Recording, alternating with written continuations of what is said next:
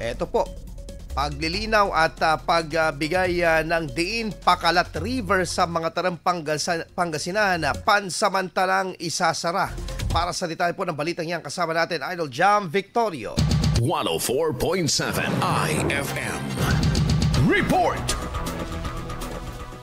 Nagsimula na ang pagpapatupad ng temporary closure ng Pakalat River sa mga terem kahapon, April 3. Ayon sa Barangay Council, dahilan ng mga nagpapatuloy na infrastructure at road projects na nakakaapekto sa kalidad ng tubig at daan patungo sa ilog, kaya pansamantalang isasara ito sa mga turista. Ilan sa mga proyektong pagtatayo ng footbridge at old dam na lubha umanong nakaapekto sa pagiging malinaw ng tubig. Patuloy ang panawagan ng barangay na sumunod at huwag magpumilit pumasok sa Pakalat River upang tuluyang matapos ang mga proyekto para sa ikagaganda ng Puok Pasyalan. Sa ngayon, wala pang tiyak na petsa kung kailan muling bubuksan ang Pakalat River sa publiko. Kasama mo mula dito sa IFM Dagupan, ito si Idol Jam Victorio, Tatak IFM.